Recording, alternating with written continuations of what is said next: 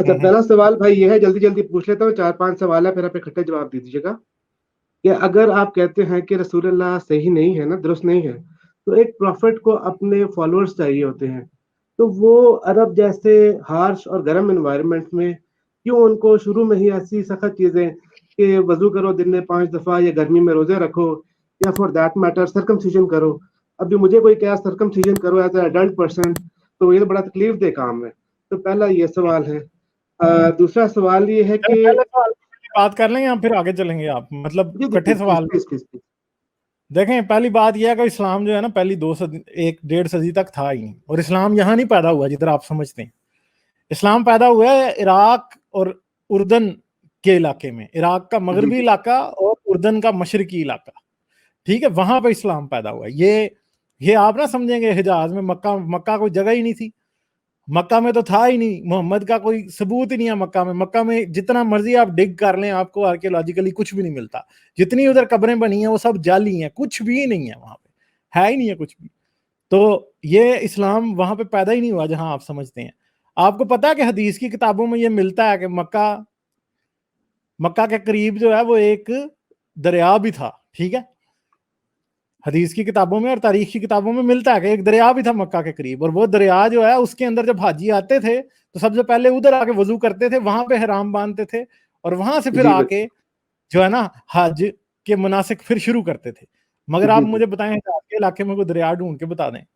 ٹھیک کہہ رہے ہیں.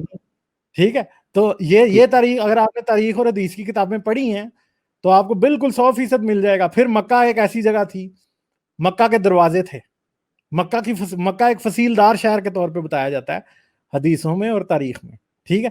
مگر مسئلہ یہ ہے کہ یہاں پہ آپ کو فصیل کہیں نظر ہی نہیں آتی.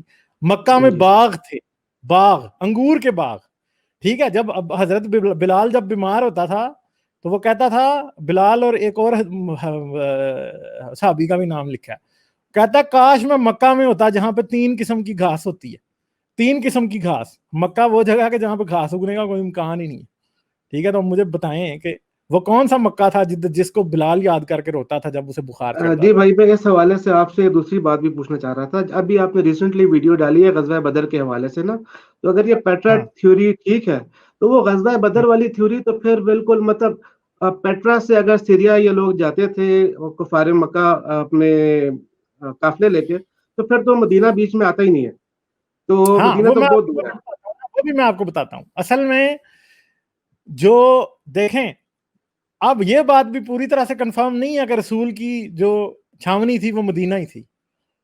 رسول جو کہا جاتا ہے کہ رسول کا جو آبائی شہر تھا وہ کون سا ہو سکتا ہے، وہ موسٹ پروبیبلی مکہ جس کو آپ کہہ رہے ہیں وہ بیسیکلی بکہ ہے. اور بکہ کیا ہے؟ بکہ جو ہے وہ پترا کا پرانا نام ہے، ام القریٰ بھی اس کا نام ہے پرانا. قرآن میں 2 جگہوں پہ مکہ کا نام لیا گیا، ایک جگہ اسے کہا گیا ام القریٰ، ٹھیک ہے، اور دوسری جگہ اسے کہا گیا بکہ، ٹھیک ہے.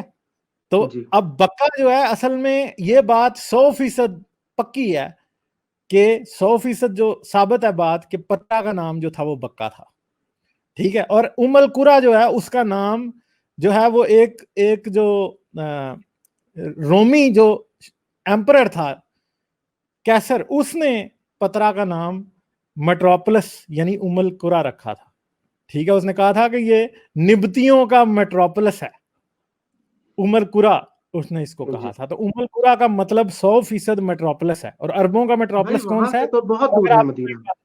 ہاں میری بات اور بھی سنیں، عرب لفظ کہاں سے نکلا ہے؟ نہیں معلوم، آپ بتائیے پلیز. عرب لفظ جو ہے وہ اردن کے لوگ جو مشرق میں رہنے والے لوگ تھے نارتھ ایسٹ میں، ان کے بارے میں استعمال کرتے تھے. جو عرب کا علاقہ ہے بیسیکلی وہ جنوب مغربی عراق اور جنوب مشرقی اردن، یہ علاقہ جو تھا یہ عرب کا علاقہ تھا اصل میں، ٹھیک ہے.